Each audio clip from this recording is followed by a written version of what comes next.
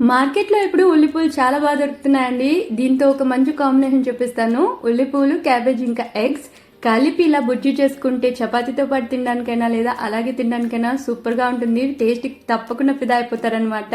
Prepare చేసుకోవడానికి first pan లోకి oil వేసుకుని సోంపు, జీలకర్ర, కరివేపాకు, అల్లం వెల్లుల్లి పేస్ట్ వేసి చక్కగా వేగనివ్వండి. వేగిన తర్వాత చిన్న చిన్న ముక్కలుగా కట్ చేసుకున్న ఉల్లికాడలు, సన్నగా పొడవుగా కట్ చేసుకున్న క్యాబేజ్ తో పాటు రుచికి సరిపడా ఉప్పు, పసుపు వేసి బాగా ఫ్రై చేసుకోవాలి.